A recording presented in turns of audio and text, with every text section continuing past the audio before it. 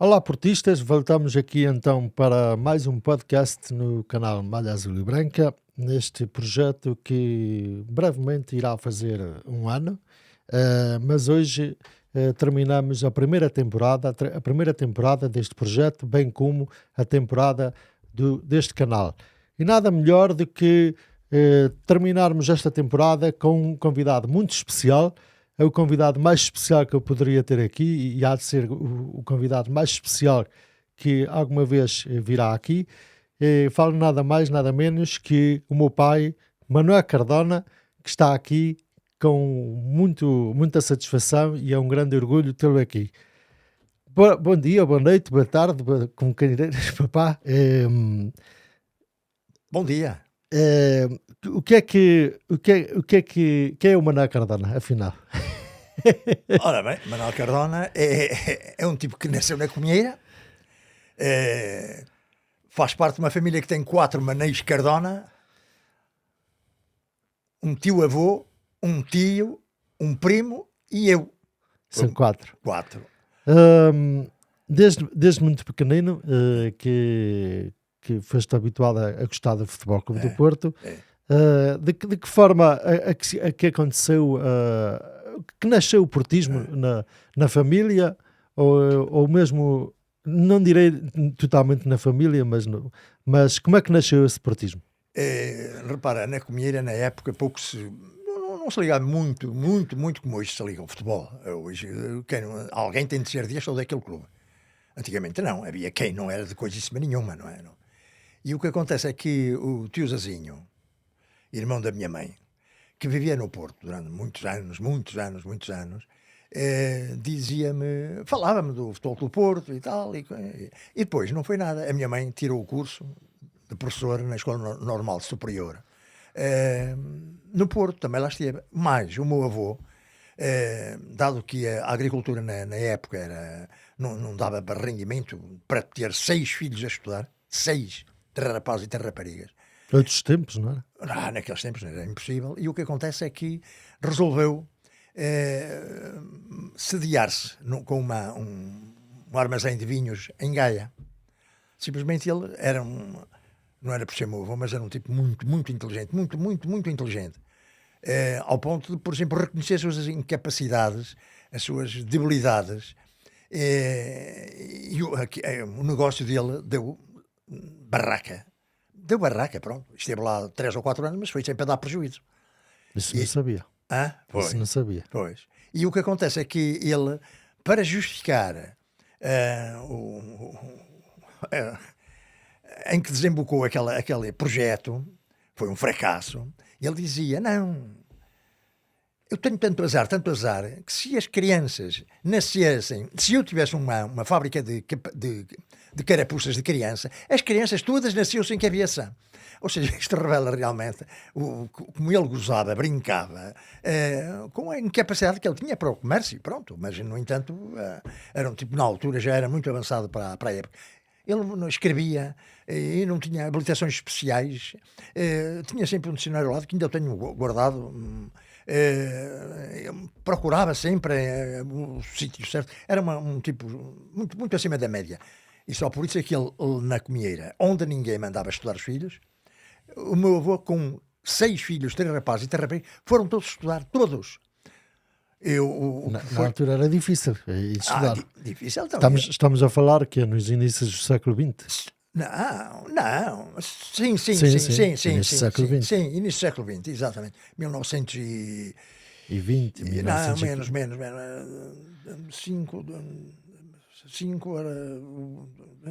1910, 15. Porque o nosso tio, o professor de matemática e poeta, esse foi não foi o mais antigo. O mais antigo eram as minhas tias, que vieram estudar para Vila Real na época. E o meu tio, o professor de matemática, este já teve que ir de Vila Real, foi para o Porto, e licenciou-se lá. Mas não tenho a dúvida que olha, o tio Zazinho foi um dos tipos que, à boa maneira do pai, se rebelou contra o esquema. O pai queria todos fossem estudar, porque dizia que a agricultura não era futuro. E ele, não quero estudar, não quero estudar. Meu filho, aqui não. Vais trabalhar para qualquer lado. Isso aqui, quem não trabalha, não manduca. Este era tio Zezinho, não é? Era. Foi antes de... Muito novo, ainda em criança, Sim. chegou aí para o Brasil. Foi, quando acabou... Como é que foi essa história? Quando acabou... Como é que é possível os pais permitirem que os filhos... Não, a mãe não, a minha avó era muito conduída com tudo isto, era muito galinha, os filhos para ela eram tudo e tal. Mas como é que aconteceu isso? A questão ele não quis estudar. Não quis estudar e o meu avô, que era radical, disse, não posso ser manso, não posso ser mole, tens que ir trabalhar. Aqui não queria, escreveu para um parente no Brasil, disse, manda-me para cá, que a gente cá lhe arranja... Hoje isso era impossível, não é? Isso não aconteceria. Há 100 anos isto. Há 100 anos. E o que acontece é que ele lá foi para o Brasil. Coitado, passou as passas do Algarve e tal, porque os familiares de lá não eram afinal aquelas pessoas que ele jogaria curso e tal. Eu tenho lá cartas em casa, de troca de cartas com esse parente do Brasil, a propósito do tio Zezinho. E o que acontece é que o tio Zezinho, pronto, ele escreveu ao pai, eu quero me ir embora e tal, que eu não sou bem e tal. Lá o mandou vir. Pronto. Isto é... E depois... Quantos anos já que lá esteve? Esteve lá 2 ou 3 anos. 2 ou 3 anos. Pronto, ele veio, mas continua a dizer, não quero estudar. Na altura, o meu avô já tinha lá o armazém em Gaia, levou para lá, mas ele também não queria, porque não tinha aptidão para aquilo, porque era preciso uma pessoa ter aptidão para a agricultura, porque meter-se uma pessoa numa obra que não percebe nada, isso é asneira. E o que acontece é que arranjou, através de um amigo, que ele se fixasse no Porto num estabelecimento qualquer de ferragens ou de material de construção, como se chama aqui? A fábrica da fábrica na Rua da Fábrica, no Alto, tem um... Estás a falar no Porto? Sim, na Rua da Fábrica. Não sei. Pois, ali tem uma... Era onde as pessoas iam muitas vezes comer pastelaria, não sei de quantos... mas era ali mesmo, ao cimo da Rua da Fábrica, em frente àquela pastelaria importante, muito conhecida. Não sei se ainda existe, mas deve existir.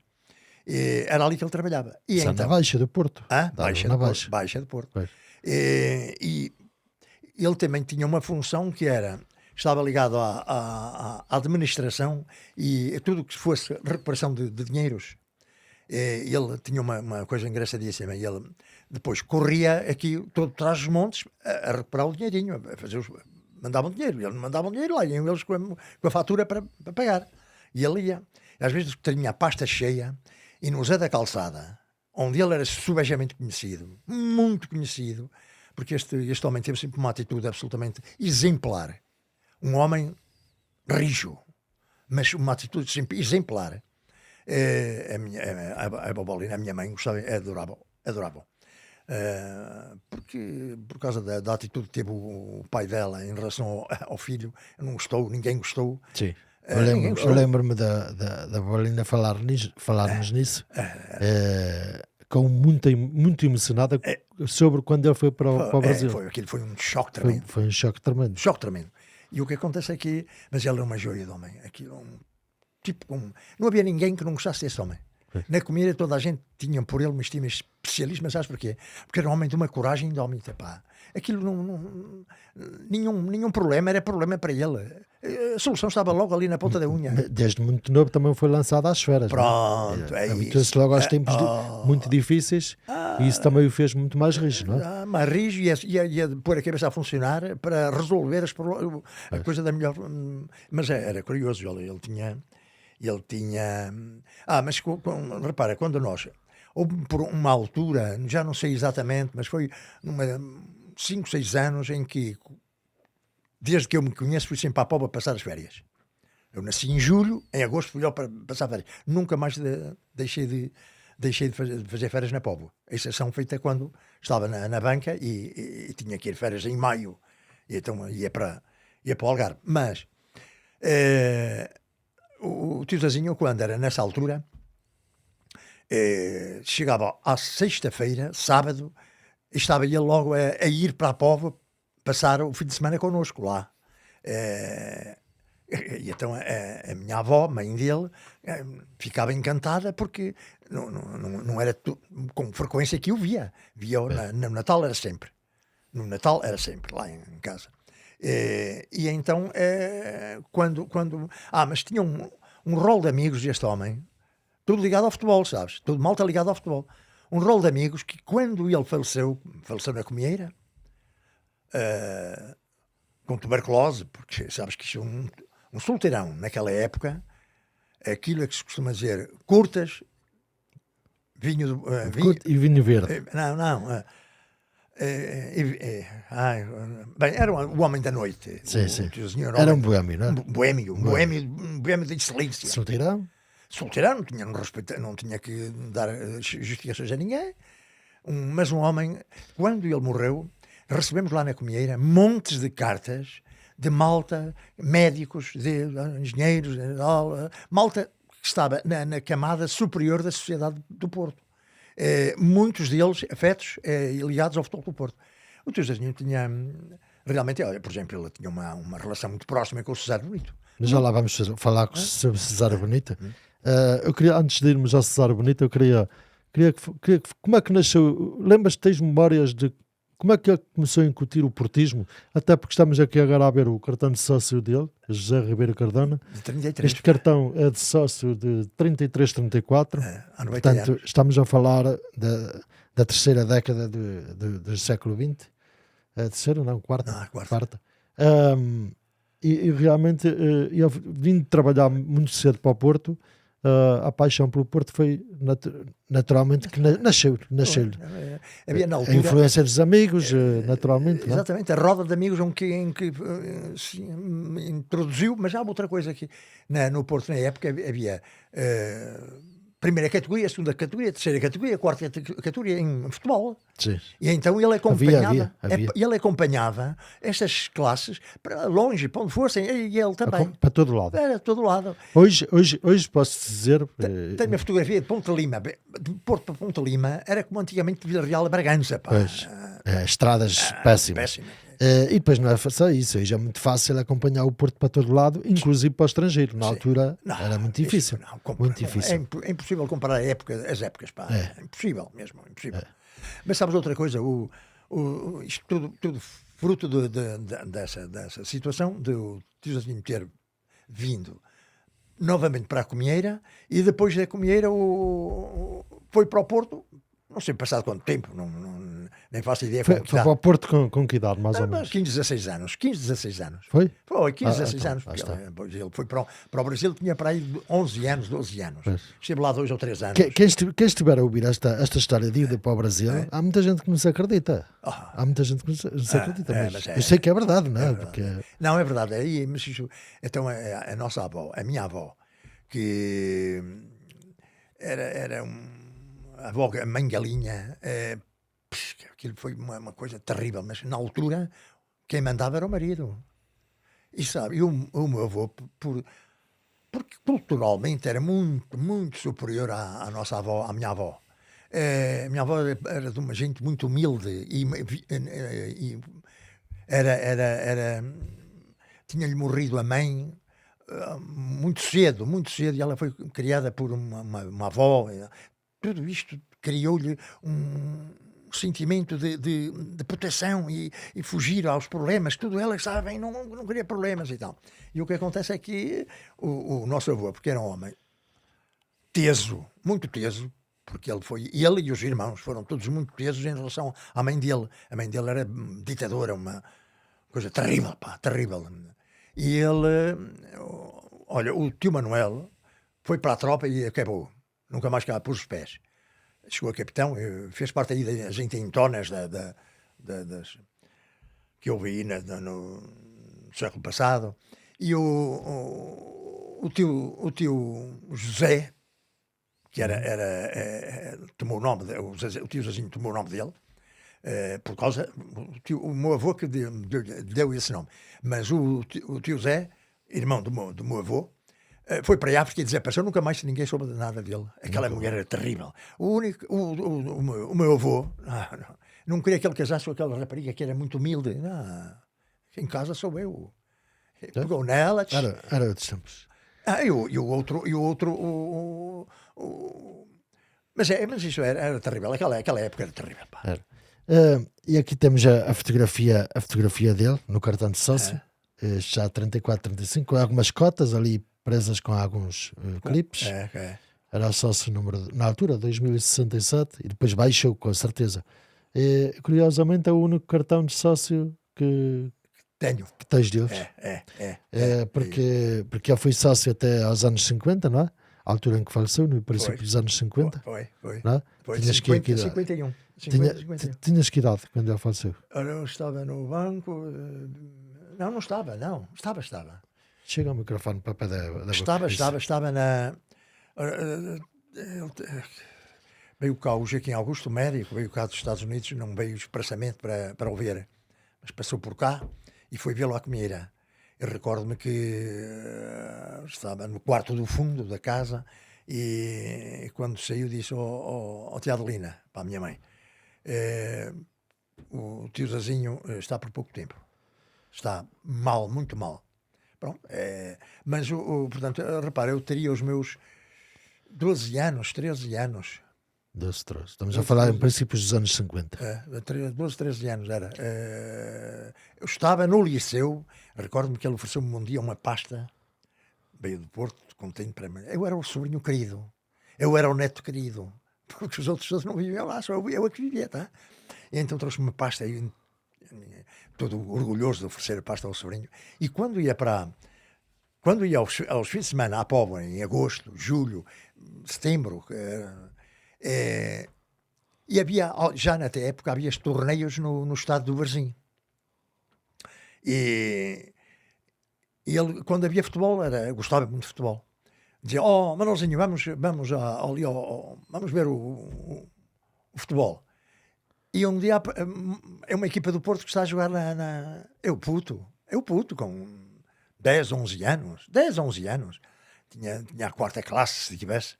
E lá vou com ele, que era um orgulho para mim ir com ele para qualquer lado. E recordo-me que lá íamos então a ver. Eu recordo-me, não tenho agora uma vaga ideia dos jogos que vi, mas não. Sabes outra coisa que é memória tremenda. Natal. E ele ia sempre lá passar o Natal. Passava sempre lá 3 dias, 4 dias. E então, com uma agulha de pinheiro, ia para a lareira, acendia, ligava,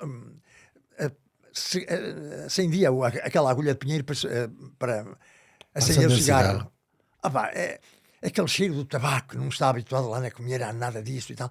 Eu tinha uma adoração. São memórias que ficam. Tinha uma adoração por ele fantástica, pá. E depois toda a gente dizia bem dele. Toda a gente, pá. E era um homem de uma coragem fantástica, sabes? E foi aí que o teu portismo começou? Sim, cresceu, claro. cresceu. Sabes que ele constantemente me falava deste e daquele e daquele outro e tal. Sem ser propositadamente para me enxofrar. Falava naturalmente, porque era um assunto que lhe dava gosto de falar. E isso entrava facilmente pelos ouvidos. E depois não é nada. O azul e branco também. E depois, mais tarde, na comieira. Mais tarde. Comecei a contactar com 3 ou 4 da comieira que eram portistas também. Que eram os naturais. O pai. Não, a mãe era de Rio Tinto. O Manuel Osório e o Zé Osório. Conhecidos pelos caseiros, e o pai daquela rapariga neta, avô daquela rapariga professor de matemática aqui do colégio, o Carlos Mourão, que nós chamamos de o velhote. Eu recordo-me do passado, quando foi dos 19 anos daquela festa, estarmos na estrada a ouvir o relato. Já lá vamos, estás a falar do Calabote, não é? Já lá vamos, temos que ir. Temos que ir por partes, porque aqui anda das tuas origens. Falaste há bocadinho de Cesário Bonito. Como é que, porque eu também nunca percebi, isso é uma curiosidade minha, apesar de já me teres falado assim por alto várias vezes, tocaste no assunto pela rama. Quais são os familiares com o Cesário Bonito e que laços familiares é que há entre a nossa família e a de Cesário Bonito? Maria Emília Bonito. Sim. A minha avó, Maria Emília Bonito. E ela queria ser da Silva, porque da Silva era o nome da mãe. Mas na época, quem punha o nome era o pai. Estás a perceber? E por isso, ela nunca deixou de ser Maria Emília Bonito. E ela, quando escrevia, dizia da Silva Bonito. Mas, olha que... Não, eu sou da Silva Bonito, da Silva da minha mãe. Pronto. E Maria Emília Bonito era prima direita do pai do Cesário Bonito. O pai solicitador, foi solicitador na Régua. Mas a origem, não sei porquê que ele deu o salto a comer para a Régua. Não sei. Provavelmente seria alguém que o levou, porque emergiu da mediocridade da aldeia. Há sempre um puto mais marreguila, mais sabedor, que gosta de conhecer. E alguém o levou para lá, não sei, não faço ideia. Sei que foi solicitador na Régua. E daí é que passou para o Porto, e aí foi onde nasceu já o Cesário Bonito, o médico. Foi um... Estavas a falar da tua avó, Maria Emília Bonito? Maria Emília Bonito. Que é a prima do Cesário Bonito. Prima direita do pai. Do pai, Cesário Bonito pai. E esse que está ao qual eu Joaquim Augusto, o médico, foi cardiologista nos Estados Unidos. Porque ali esta é comunheira. Esta é como na comunheira. Exatamente. É. E portanto a relação não era próxima, a relação. Não. Repara, entre a minha mãe, já não com o tio doutor, não parece-me que não houve uma relação próxima, mas com a minha mãe e com o tio Zezinho, o Cesário Bonito tinha relações. Porque eu recordo-me da Babalina, quando ia ao Porto por qualquer motivo, dizia, ainda estive com o Cesário, mas o tio Zezinho muito mais por causa do Futebol do Porto. Pois. Porque o Cesário Bonito foi presidente do Futebol do Porto por 2 ocasiões. Três vezes, acho. Três. Depois outra no Conselho Fiscal.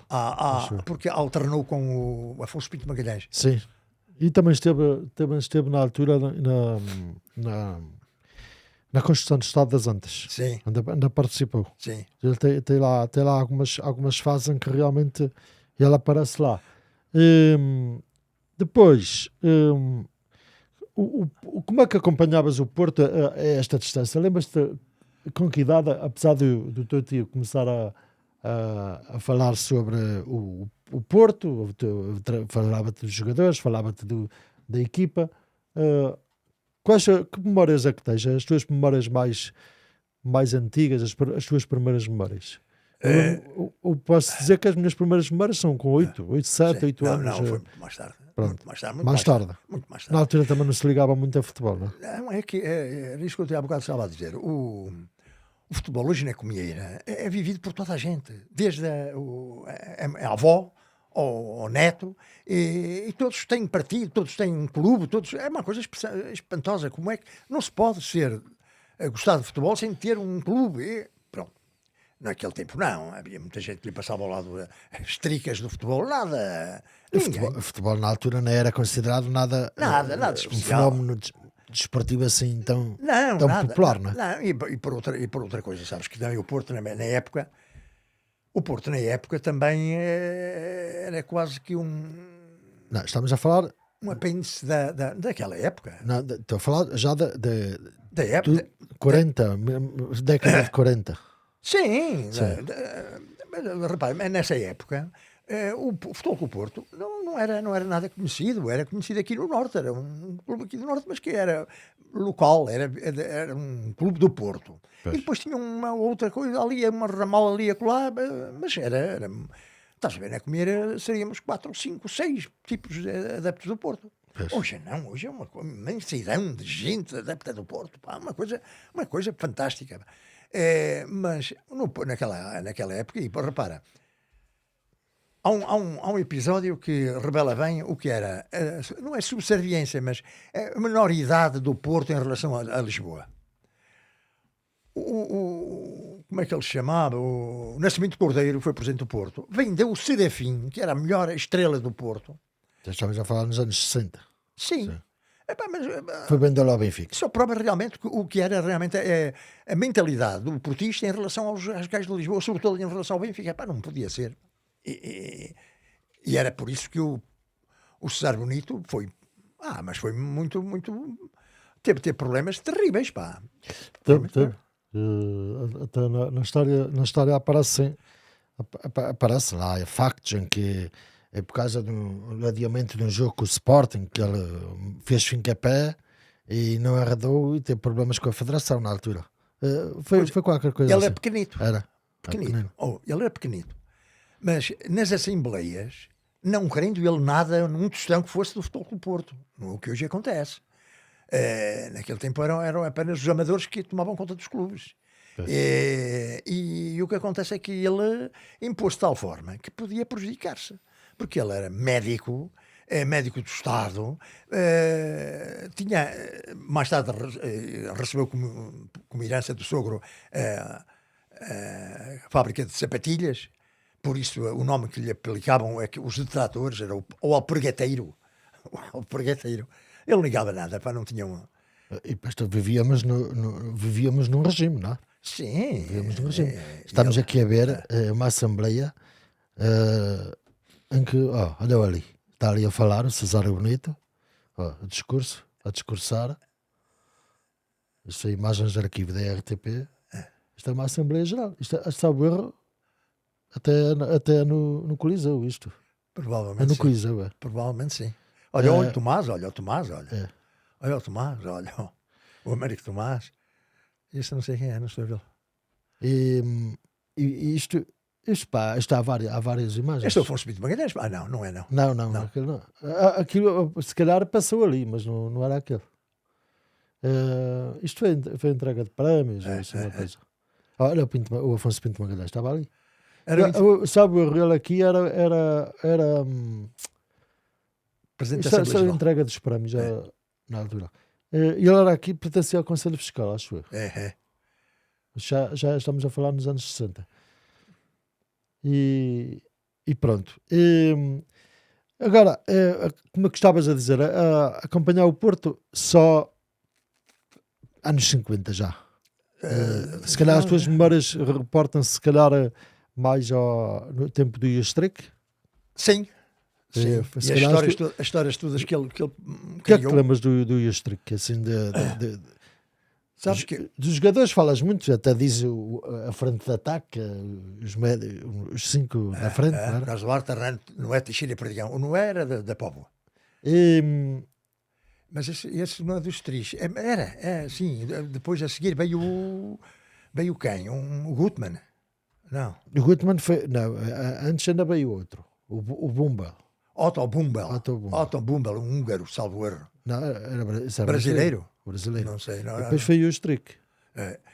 Mas depois do Strick veio... E depois o Gutmann. O Gutmann é que foi a seguir. A seguir, pronto. O Gutmann é que costumava dizer, quando estava na Póvoa, naquela roda de amigos do Noé,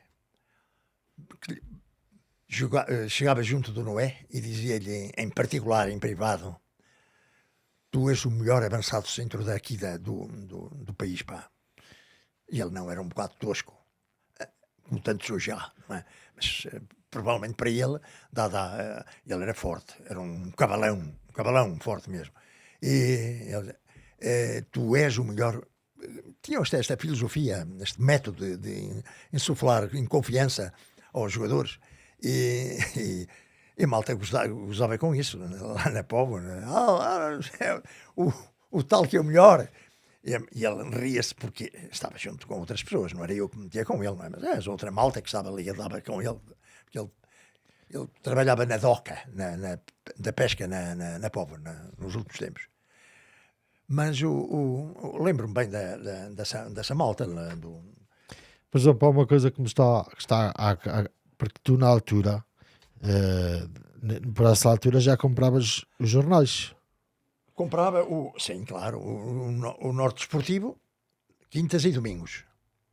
Domingo, saía ao fim da tarde já com os resultados dos jogos. Pois. Até aconteceu uma coisa curiosa, contam, e acredito que seja verdade. O Alves Teixeira, que era de Santa Marta Penaguião e diretor do Norte Desportivo, também era um homem de raça, era um homem de muita raça mesmo. um dia, num domingo, resolveu pôr o resultado de um jogo que ainda não tinha acabado. E ele não sabia que tinha acabado e deram-lhe um resultado que estava, o que decorria daquela pregam-lhe no Norte Desportivo com o resultado final. E o resultado foi completamente diferente. Foi? Foi. Isso foi uma bronca de todo tamanho. Mas ele passou a... Mas fez isso por quê? Pensava que já não... Não, porque o jogo, porque acabou mais tarde, por qualquer motivo, já não sei, e quando lhe deram o resultado, ele não foi ele ao Alves Teixeira, foi ao homem que tem o problema de o trabalho de andar a colocar os resultados. E então, quando lhe deram o resultado, ele disse, final, e acabou. A geneira não era final, que ainda demorou mais de 5 ou 10 minutos o jogo. Mas sabes que o Norte Desportivo era eu gostava muito do jornal da quinta-feira, porque saía também nesse dia, porque era na altura em que a bola só saía terças, quintas e sábados. Sim. E o Norte Desportivo, quintas e domingos.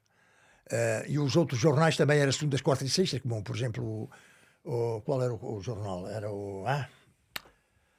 outro jornal, que não era um Record, era outro. Não sei como é que se chama. Havia Diário de Notícias também? Não, desportivo. Desportivo? Não sei.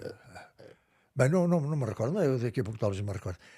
E sabes que, portanto, havia uma disputa a três jornais, mais nada. Não havia mais jornais desportivos. Havia aqui o Norte Desportivo e depois a Bola e não era, bem, não me recordo agora. Alternava abaixo terças, quintas e sábados, a Bola. Segundas, quartas e sextas, o outro jornal. O Norte Desportivo aqui no Norte era quintas e domingos.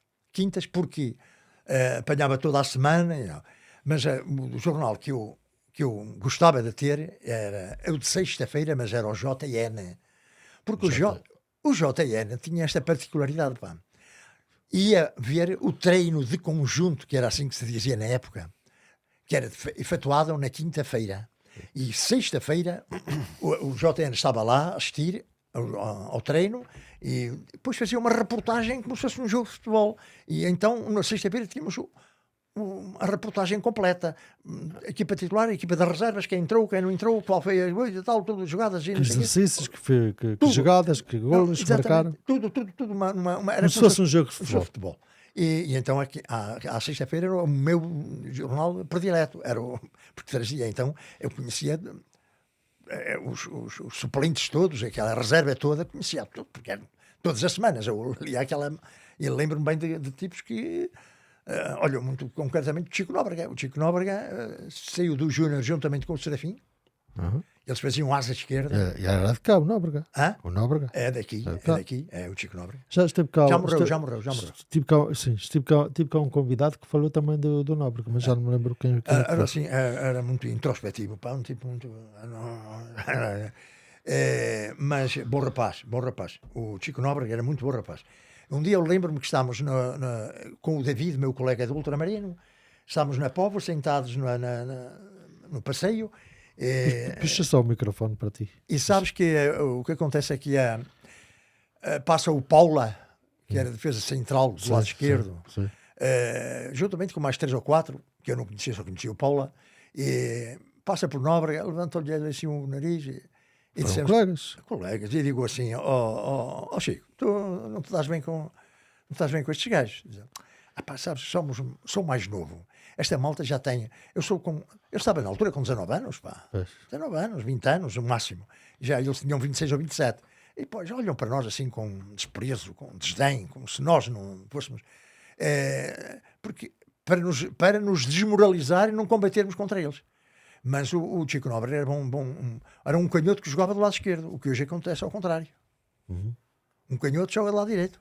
Sim, mas o Futre também já muito mais recentemente jogava do lado esquerdo. Ele jogava do lado esquerdo e depois passou para o lado direito também. Olha, um golo que marcou, ou quase que marcou. O Bayern. Bom, mas era assim, era o Serafim. E isso era o Hernani que me dizia. O Hernani, eu tinha todas as semanas, de 3 em 3 semanas, e ele via a Vila Flor, tinha lá uma quinta que era do sogro, e passava na Sá Moreno, almoçava connosco na pensão Sá Moreno, E então, naturalmente, o que é que íamos falar dele? A agricultura? Eu não ligava nada. O outro sujeito que era da moda lá de Mirandela, o Pilão, também não percebia nada daquilo. Portanto, falava-se de futebol, da bola, futebol com o Porto, tudo era malta. Mirandela era um feudo de portistas. E então ele lá contava as cenas do Serafim. O Serafim, que era ele tinha condições excepcionais para jogar futebol. Tinha potência, tinha força, remate forte, tinha um pé esquerdo fantástico e velocidade. E ele lá comigo estava perdido, que eu é que organizava o jogo todo. As instruções do treinador era recuperar a bola, passar ao Hernani. O Hernani é que depois distribui. E era assim que acontecia. Malta recuperava a bola, porque é tudo malta mais jovem que eu, e depois dá uma bola, e eu então é que distribuía para este ou para aquele. E para o Serafim, ele estava sempre à espera que eu lhe mandasse a bola para ele. Não, fazia-lhe assim, não, vai jogar lá à frente. E ele puxava-lhe para trás para as costas do defesa. Aí ele ficava, vai lá. Era assim que ele fazia, eu obrigava a fazer. Estás a ver, um gajo que tinha tantas qualidades, foi para Lisboa, para o Benfica. Já passei. Vendido por 3.500, 3.700 contos. Nunca mais fez nada. Nada. Depois meteu-se também na Gaiolice lá, andou metido com uma artista também, já não me recordo o nome dela também. Se não morreu também deve estar à bica. Flor Bela Queiroz. Chegou, ela, por exemplo, estava a trabalhar no Porto na época, porque as companhias de teatro vinham de Lisboa ao Porto, eram construídas e constituídas em Lisboa, e depois vinham mostrar o seu teatro aqui ao Sá da Bandeira, sobretudo o Teatro Revista. E ela estava numa dessas. Ele vinha de Lisboa, passar a noite com ela e depois ia outra vez para Lisboa. Pá. Pronto, era a época. Mas há aqui outra coisa que eu queria falar, ainda sobre os jornais. Compravas religiosamente e tinhas os números todos, era o jornal O Porto. O Porto. Mas. Porque era uma forma de estares a par das notícias e da vida do Porto enquanto clube. Há aqui muita contradição sobre este jornal. Inclusive o Pinto da Costa também, o presidente, disse uma altura numa entrevista, até nem foi há muito tempo, que disse que quando criou a revista, que o jornal que na altura tinha deixado de ser uma fonte de informação sobre o clube e que passou a ser uma luta dentro do clube, porque havia ataques nas crónicas uns para os outros e tudo, e que isso acabou com o jornal. Como é que vias o jornal, o Porto? Era um veículo para me ligar ao Porto, era um veículo que me levava ao Porto, e portanto, mesmo que eu estivesse a ser instrumentalizado por quem escrevia no jornal, é natural que eu fosse, não sei. Mas também nunca fui tipo para ser um seguidista em relação ao que diziam, não. Olhava, fazia a minha crítica, mas seguia em frente. Nunca jamais me liguei de uma forma muito intensa às ideias de que alguém defendia, não. O jornal sabe muito mais a informação. Faleceu aquele, morreu aquele, bem contratado aquele joga, aquele não joga, e depois era mais isso. Eu tenho aqui uma imagem de uma página do jornal. Na altura estavam foi para a altura da construção do Estado das Antas. Estamos ali a Avenida Fernão Magalhães, em baixo. Em 51. Em 51. Portanto, isto foi antes da inauguração do estádio, meio ano antes. A Avenida Fernão Magalhães, em baixo. E depois ali o Ministro das Obras Públicas, na zona do estádio. Mas o que eu queria perguntar era o seguinte. Este jornal vendia-se pelo norte, digamos assim, pelo menos, ou a nível nacional. Não. Vendia-se no Porto. No Porto? Sim, numa outra tabacaria. Porque então onde é que o compravas tu? Não, assinava-o. Vinha para casa. Assinava. Uma revista agora. Eu assinava, porque senão não tinha acesso a ele. Não. Mas este não é meu. Este 51 não, porque já vamos falar nisso. Porque tu tinha-los todos. Tinha tudo. E sabes como é que acabaram? Já partilhei isto com alguns amigos esportistas, sobre o que é que aconteceu, foi o que tu me contaste, foi por causa de umas obras lá na Comunheira. Foi, quando foi das obras, aquelas obras em casa, a casa ficou destelhada e estás a ver, eu trabalhava, eu chegava ao fim do dia, estava já aqui num pandemónio, houve livros, metiam em cestos vindimos e tal, e depois uma altura choveu, foi uma tragédia, para mim foi uma tragédia, mas depois também digo assim, não vale a pena estar a me incomodar, porque isto, quando tipo, se incomoda demasiado por um assunto que lhe dá prazer em ter coisas, por exemplo, que eu tinha lá livros, muitos livros, ainda lá tenho muitos, mas eu tinha um carinho especial pelo Jornal do Porto, eu tinha lá tudo guardadinho, tudo direitinho e tal. Deitaram fora, não sei o quê. Digo assim, vamos aqui chatear com estes gajos. Na altura ainda recuperaste alguns, estavam outros guardados cá ou noutro sítio qualquer. Não, estavam lá, mas estavam noutro sítio qualquer. Mas eu ao longo dos últimos para aí 10 anos consegui arranjar muitos jornais. Está à volta de 1000 jornais aí. E portanto ainda não estão todos, faltam muitos da década de 60. Se calhar não tinhas tu nessa altura, tinha. Acompanhavas mais, não? Nessa altura. Mas há muito jornal que falta dessa data, desse período. Não se consegue arranjar. Sabes que eu na época já ganhava. Na época era professor na Régua e portanto tinha o meu salário, não é? E fazia dele o que queria, não é? Porque eu tinha cama e mesa e roupa lavada na comunheira em casa da minha mãe, não é? Mas comecei a comprar muito cedo. Assim como, por exemplo, repara, quando tornei sócio correspondente, foi numa época que tinha direito a acesso a 3 jogos nas Antas. Agora também é assim, parece. 3, parece. E eu e o Manuel Osório, Manuel Caseiro, que íamos com muita frequência ao Porto, na mota dele, ele também era sócio correspondente, então fizemos-nos sócios correspondente. Ele, quando morreu, ainda era sócio, religiosamente. Depois, em curioso, fui para Mirandela. Da Régua fui para Mirandela.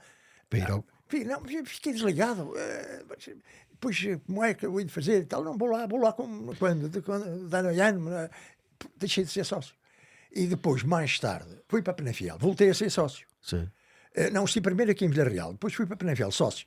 E havia lá um senhor, que era o barbeiro, via bem o que era uma época, havia um barbeiro, o senhor Clemente, em Penafiel, que recebia as cotas de todos os esportistas ali da área e ia depois ao Porto pagar as cotas. Estás a ver a dificuldade que se fazia? E ele é que era o recoveiro, era o homem que levava as cotas às Antas, era nas Antas ainda. Mas era complicado, até porque depois as vias de acesso daqui para o Porto já eram complicadas, quanto mais de Mirandela para o Porto, ainda era bem pior. Atravessar o Marão já não era. Mirandela ao Porto levava 3 horas e meia, 4. Então, eu lembro que íamos daqui nós semanalmente para o Porto, chegávamos a demorar 2 horas, 2 horas e meia. Não era nada fácil. De Mirandela aqui, na época, era uma hora e um quarto, uma hora e meia. Aquelas curvas de Mursa eram horríveis. E não só, de Mirandela, de Mursa para Mirandela também. E depois as bermas eram em terra batida. Quando a gente saía do trem, aquilo parecia que saíamos todos embalados para a morte. Era uma coisa terrível. Só realmente quem tinha para sair ao Porto, só com antecedência. Eu recordo-me que, por exemplo, havia um Porto Benfica. E a malta não era a malta. Repara, na vila, se alguém me dissesse assim, o Cardona, estava também o Manuel Cardona, advogado, e estava eu. Dizer, não, o portista. Eu era conhecido por ser o adepto do Porto e dava um gozo bestial quando o Porto perdia e tal, quando não me conseguiam levar, não me conseguiam chatear. Mas a proposta que é de ir ao Porto? De ir ao Porto. aquilo era por exemplo, se havia um Porto-Benfica, no domingo, nós, malta da vila, um grupo restrito, íamos sábado, porque depois íamos para a noite do Porto e depois no dia seguinte íamos à bola. Mas não, era muito difícil, muito difícil mesmo. Depois então já era fácil, se saía sozinho de casa e para onde vais? Vou para o Porto. Acabou, não tinha problema nenhum. Mas foi já numa época dos meus 24, 25, 24, 23, 24 anos, que já eu tinha carro e não estava à espera disto ou daquilo, ia embora e acabava, não. E depois até saltamos aqui eu estava a pensar aqui, falar no caso, mas já lá vamos, que estavas a falar do acompanhar o Porto, estavas a falar nas idas às Antas. Sim, antes. Pronto. Mas nessa altura, nessas idades, já tinhas carro, já trabalhavas, portanto também tinhas os fins de semana por tua conta, muitas vezes, às vezes até ias para o pobre Varzinho, na época balnear, não é? Exatamente. Ias ver o Porto também àquela zona, Guimarães, Braga, Leixões, Salgueiros. Boa E como é que acontecia isso? Juntavas os amigos daquelas zonas? Não, às vezes sim, outras vezes não. Ou ias sozinho, muitas vezes? Não, muitas vezes, a maioria das partes. Depois eu era muito independente, sabes? Depois apetece-me vir banho, se não me apetecesse, não vou e não sou obrigado a impor a minha vontade aos outros, não é? Nem os outros impor a vontade deles, não é? Claro, olha, não, porque uma pessoa que tem o carro diz assim, eu levava aquele que eu gostava de deslevar, mas depois se me apetecer chegar lá, encontro alguém que me interessa estar um bocado. Puxa o microfone. Não vou de maneira nenhuma impor as minhas regras a quem vai comigo. Acabou, não é? Eu então ia sozinho, mas muitas vezes mesmo, muitas vezes. Quando, olha, a Coimbra na altura estava lá a malta da vila, e eu telefonava e dizia, arranja-me um bilhete para. Eu lá ia a Coimbra, A Coimbra. Na altura académica até tinha equipas muito interessantes, não é? Mas vou-te contar uma história que tem muita graça. Na Póvoa de Varzim, há um dia um jogo, estou na Póvoa de Varzim, e há um jogo, ainda o Villarreal dava na segunda divisão, e o Varzim também. Há um jogo Villarreal-Varzim, e havia um gosto especial da malta do litoral vir atrás dos montes, atrás do Marão, tudo isto para eles era um... E então há um tipo, a quem nós, muito simpaticamente, o tratámos por Chico dos Tecões. O Chico dos Tecões, que na época, hoje não, hoje é moda da alpargata, não é? E na altura eram os sapatos dos homens baixinhos, eram os tecões altos. E o que acontece é que era o tipo conhecido por Chico dos Tecões, não fazia nada, apenas ia receber as rendas das casas que a mãe tinha, era uma senhora viúva, e então ele recebia e ficava com uma parte e tal. E tinha um Seban, um Mini. Sim. Não é o atual, o antigo, que é uma caixinha pequenina, que leva 4 pessoas, depois que vão sentadas no chão. Mas era um carro especial, gostava muito daquilo. E ele um dia, eu assim, ia jogar à Póvoa, a Villarreal, e ele no dia anterior começa a contactar A, B, C e D para irem se queriam ir a ver o Varzim a Villarreal. E amanhã, vamos amanhã a Póvoa, a Villarreal ver o Varzim. Vamos, então, levo, olha, passa amanhã às 8 da manhã na Praça do Almada.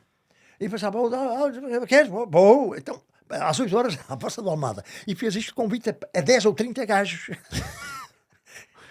E com estavam todos à espera, e ele era notívago, aquele Chico dos Tecões era notívago, deitava sempre tarde e nunca se levantava cedo. E os tipos juntaram-se tantos e começam a falar, então vou à Póvoa, vou a Villarreal, vou lá ver o Varzim, e eu também vou e tal. E pronto, todo mundo bem, olha, com quem vais? Eu vou com os Chico dos Tecões. Eu também vou, então como é que em que carro é que vamos? No Mini dele.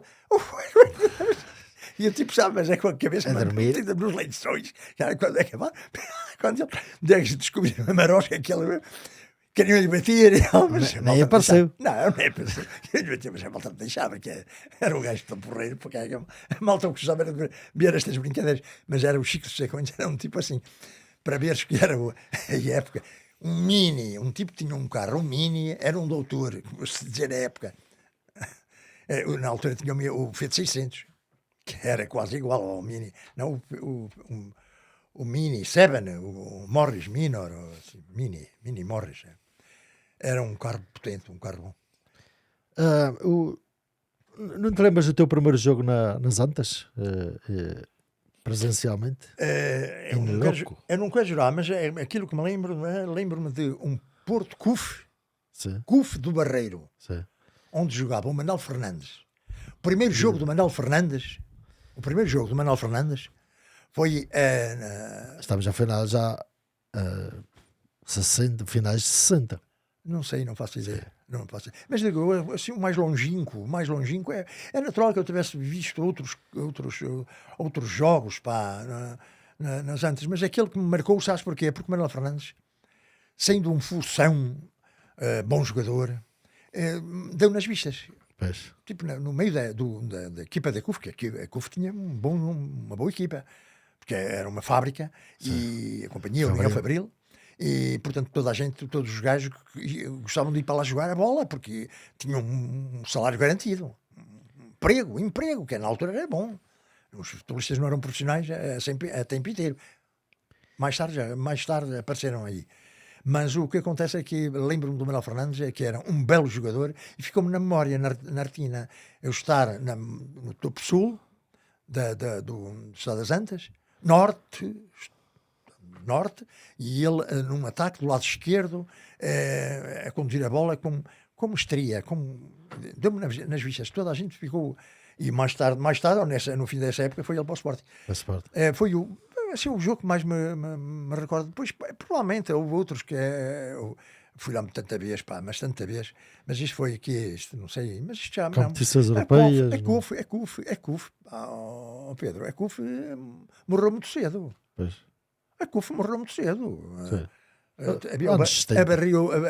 Havia o Barreirense e a CUF. Mas a CUF desceu de divisão e depois a empresa, por sua vez, deixou de empatar dinheiro nos anos 70 andando aí. Era como o Riopel.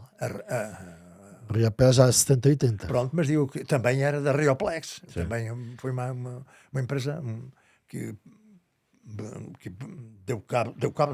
criou a equipa de futebol da Riopel. Mas há uma memória que anda aqui há dias falaste.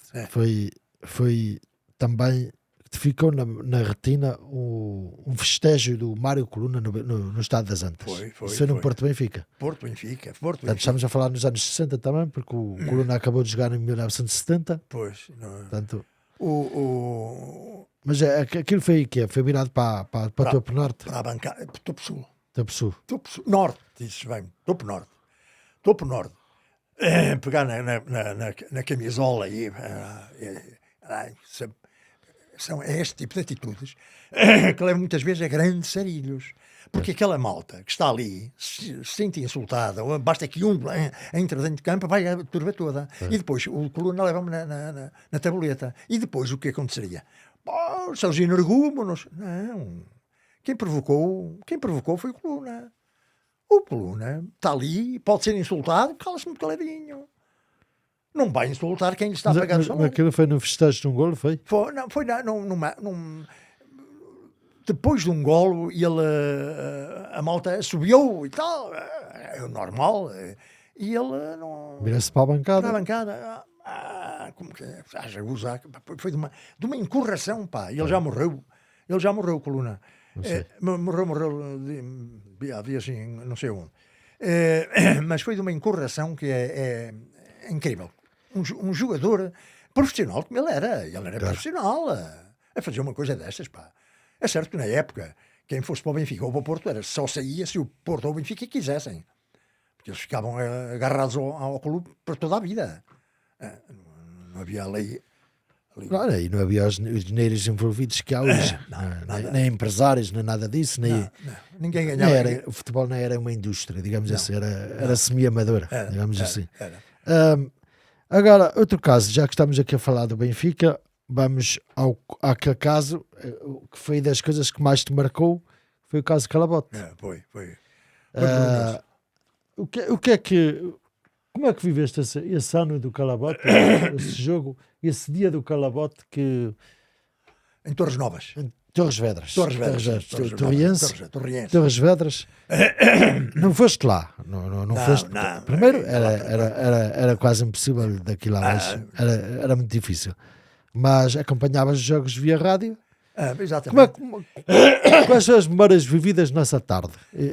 Olha, estava na Comieira, estava precisamente com esses meus amigos. Uma pergunta. Antes dessa tarde, qual era a convicção dos adeptos do Porto, onde tu estás incluído, de qual seria a desfecho? Havia alguma suspeita que algo estaria a ser preparado?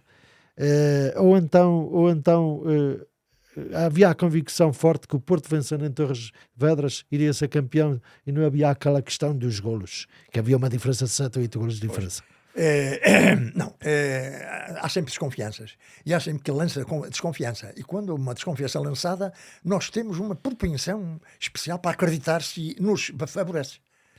É assim, pá, não... E falava-se realmente nisso, não é? Porque tal, os árbitros, toda a gente sabia o que era a arbitragem, não é? Isso não... E o que acontece é que essa tarde, o que é que te lembras assim? Lembro-me que estava em casa do Manuel Caseiro, Manuel Osório, estava lá o irmão dele, na Comieira, e estava o velhote, como nós chamamos o velhote, que era um senhor extremamente simpático, Carlos Mourão, avô dessa rapariga que é professor de matemática aqui no colégio. E o que acontece é que estávamos os 4 a ouvir o relato e... estás a ver? Não era todas as casas na Comieira que tinham rádio. Todas as casas na Comieira não tinham rádio. Em casa de Manuel Osório havia, e portanto nós pegamos, e depois estavam lá os velhotes a jogar as cartas, que era o compadre Manuel das Bela, o velho, como é que é, o Rocha, e quem mais? Ainda era outro. Eram 3, 4 a jogar as cartas. Jogavam bisco, a sueca, não? E nós estávamos a ouvir lá, estás a ver? E eles não ligavam nada àquilo, para eles não era nada. Jogavam as cartas pura e simplesmente. E nós estávamos a ouvir. Trouxemos até o rádio cá para fora, para a estrada. Estivemos sentados na estrada, na berma. Também naquela altura passava um quarto de mês a mês, não é? E então, na berma, estávamos a ouvir o relato, e eu recordo-me o entusiasmo.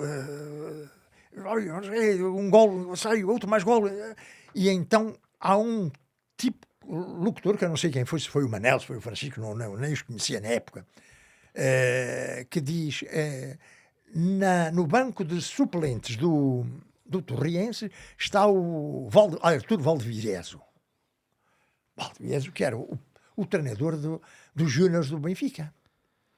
Júniors era a equipa... Júniors ou adjuntora de Júniors? Júniors, não havia equipas da reserva. Havia equipas da reserva só para treinar com... Não havia... Mas não era adjunto dos Sanders? Não, acho que não. Acho que era só... Acho que não tenho a certeza, pá. Não tenho a certeza. Sei que era Júnior, era treinador de Júniors, era assim considerado. E tu sabes que aquilo... Toda a gente estranhou, o treinador, e ele dizia, porquê, não sei o quê, perguntaram o que é que ao Valdevez, o porquê é que estava ali e tal. Fui convidado pela direção do Torrense para estar aqui, para dar apoio, isto, vês o que era a época. Hoje já as coisas já não se fazem assim dessa forma tão... É esta a imagem. É esta a imagem. Foi uma coisa terrível. Ele aparece sentado e depois diz que foi convidado. É convidado, mas por que razão? Pela direção, mas também ninguém lhe perguntou. Pois. Ou então ia à direção, porquê aqui? Mas não, também ninguém pergunta. É um facto, e acabou. Foi convidado, e acabou, e não há mais discussão. O que acontece é que isto foi um escândalo, pá. Aquilo mexeu com os dinheiros. Estávamos numa pressão tremenda, e depois eram 19 anos sem chupar nada, hein? Mas isto foi dito na altura em direto pela rádio, pela rádio. Que o Valdevez estava, o Valdevez estava no banco do... E eu até me digo assim, será? Não, mas se o tipo que está ali não é adepto do Porto, com certeza, que eles, a maior parte eram lá de baixo. Mas a questão não é essa. O que é que está a fazer um elemento estranho à Torriense? Mas ninguém quis saber porquê. Nem porque não. Nem quis, porque senão podiam perfeitamente dizer, o seu fulano, você está aqui a fazer o quê? Fui convidado pela direção para dar apoio e tal. Dar e apoio de chega. quê? Chega. Então, e um tipo começa, não iam logo à direção. Seu fulano, olha lá, porquê é que está ali aquele... Nós convidamos para nos dar apoio. Que diabos. Não, Mas isso isso é uma coisa que não se consegue perceber. justificar. Não há justificação possível para uma coisa destas. Mas lembro-me bem. No dia Mas começou a haver preocupação, até porque isto agora este é o Norte Desportivo. Isto é uma fotografia do Norte Desportivo. E está aqui o que se passa, o que estamos aqui a ver, os jovens da rádio. Há bocado queria falar na bola, mundo desportivo. Mundo desportivo eram os dois jogos, os dois da Lisboa. Mas eu queria dizer, o senhor Valdevieso ou Valdevieso? Valdevieso, não é Elzo. É Valdevieso. Está a prestar um péssimo serviço ao desporto nacional e aparece ali, realmente, a fotografia isto é do Norte Desportivo, não é? É o Mundo Desportivo, é o Norte. Não, o Norte Desportivo. Pelo Desportivo é aquela letra de... Isto aqui, na altura, depois quiseram abafar, porque realmente... E abafaram. E porque também, por parte do Porto, também não tinha interesse nenhum em estar ali já era campeão, borrifou-se para isto. Tá bem, mas na época era assim. Atingiu-se o objetivo, ser campeão, acabou. As vigarices que eles fizeram, acabou, não nos interessa. Já lhe está no sangue? Mas é que uma razão é que, repara, se o Porto levasse a peito uma investigação, a investigação não saía do pote. Meteu no pote e acabava cozido e recozido e não saía dali. Mas depois o Calabote foi irradiado, depois vieram com a história que não tinha sido por causa disso, mas por causa de um jogo do Belenenses, não sei quem no ano anterior e tal, que estava em investigação. Mas a bola, que eu até fiquei parvo, a bola no dia seguinte... Foi com o Alfredo Farinha, não foi? Não, esta fotografia apresentada na bola e com comentários, eu lembro-me disso. Eu disse, caramba.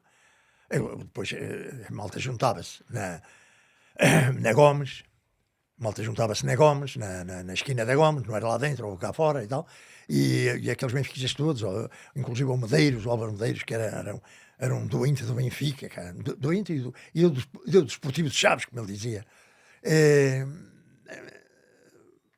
Dizia, não, isso é uma fotomontagem, ok, pronto. Não vale a pena falar nisso. Na altura faziam-se montagens fantásticas. Isto é incrível. Agora, em relação ao Benfica no tempo da ditadura, como é que tu vês,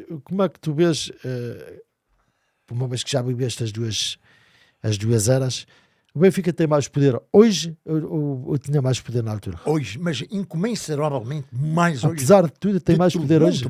Muito mais. Sentes isso? Hoje, em todo lado. O que é que te leva a dizer isso? Olha, porque no tempo da outra senhora, que eu saiba, o Salazar nunca foi do Benfica ou do Sporting ou do Porto. Foi apenas um granjeador de dinheiro, mais nada, juntar dinheiro. Não. Eu não quero dizer que depois lá dentro até diziam que lá dentro do governo eram mais sportinguistas do que, mas não havia uma influência assim tão... Havia o Eusébio, Amália e Fátima, os três Fs. Mas havia mais coisas em que provava realmente que aquilo era uma tentação, puxar lá para baixo. Tudo fosse, e hoje... Mas na altura o objetivo não era beneficiar objetivamente o Benfica. Não. Era desviar as atenções do povo para o exatamente, futebol, para a bola. E como era o Benfica que estava em alta. Mas também o Sporting também. Sim. O Sporting também. Mas vou-te dizer uma coisa. Havia sempre uma proteção aos clubes de Lisboa. Sempre. Não é? E hoje mais. Mas é que eu às vezes ponho-me a pensar, digo assim, que isto tem de dar um estouro, mas um estouro valente. Tu lembras-te quando... nos e-mails vieram dos padres e isso, aquilo, aqueles tipos todos que estavam no camarote presidencial, os juízes, tudo desapareceu, pareciam ratos a fugir. No camarote presidencial desapareceu tudo, já não são benfiquistas. O Centeno e o Costa e toda aquela malta desapareceu, ninguém lá vai. Era juízes, eram políticos, era pessoas da banca, era tudo. Pessoas importantes que podiam influenciar, beneficiar o Benfica. Mais nada. Claro. Mais nada, não tenhas a mínima dúvida. E agora, alguns ainda se meteram na direção do Benfica para, de alguma forma... Olha, aquilo que eu digo, eu nunca vi o Benfica estar a ser tão beneficiado como foi hoje, é ser muito mais beneficiado do que era antigamente, incomparavelmente mais. Até, repara, as televisões, até a tua mãe já diz assim, olha, vou abrir vou para a CNN, abres, Benfica, muda para o Correio da Manhã, Benfica, é uma coisa terrível, pá, não há... Mas eu não queria ir, vamos falar disso, mas eu não queria ir já, porque andar aqui um ou dois assuntos do passado, que é o dia do falecimento do Pavão. Sim, estava eu lá.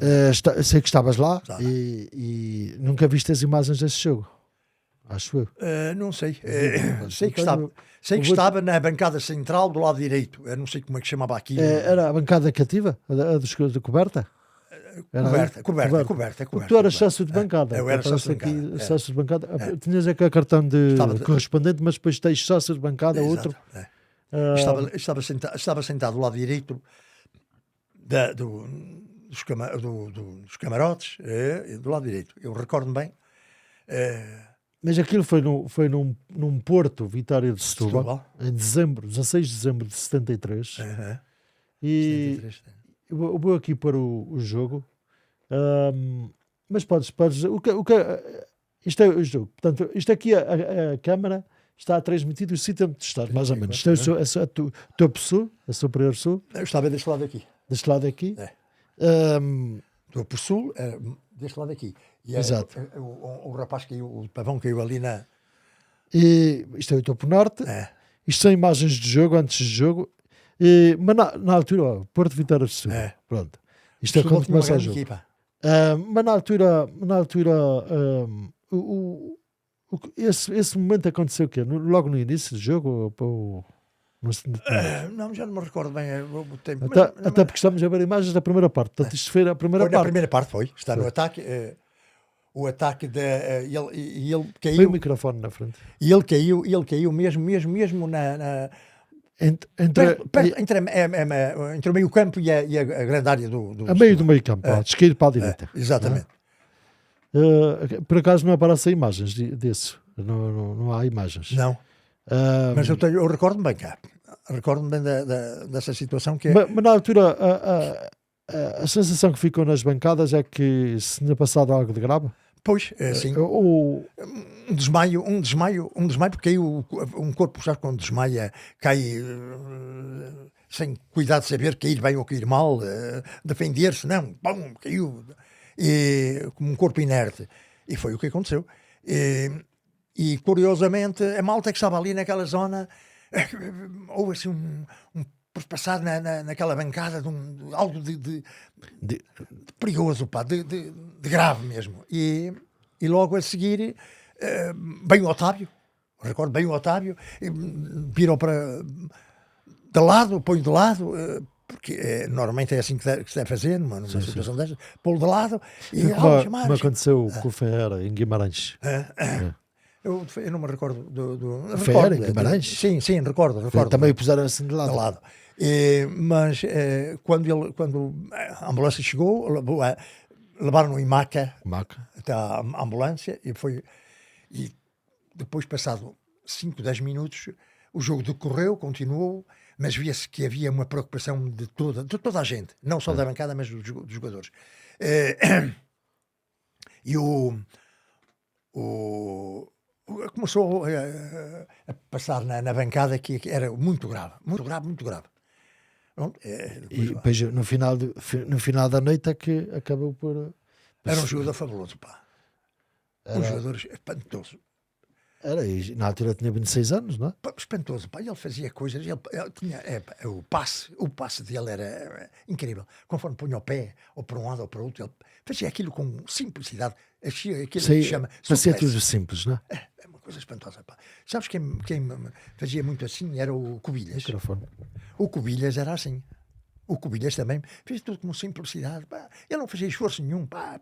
Era um tipo fantástico. Pá, O Covilhã já estava preparado para vir na época seguinte, não é? Mas foi antecipado meio ano, depois do falecimento do... Mas, apesar de tudo, eu não sei porque o Cubilhas era um jogador fantástico. Mas o Pavão, pá, tinha um cheiro, pá, um tipo, aquilo era fantástico, pá, vê-lo jogar, era tudo simplicidade, pá, fazia tudo com... Eu nunca ouvia dar ali à pancada, nada, pá, desviava-se, pum, distribuía, que era fantástico. O lugar dele era meio campo, distribuidor, só. Era fantástico, pá, eu nunca... Nesta época em que faleceu o Pavão e veio o Covilhas, o treinador era o Vala Gutmann.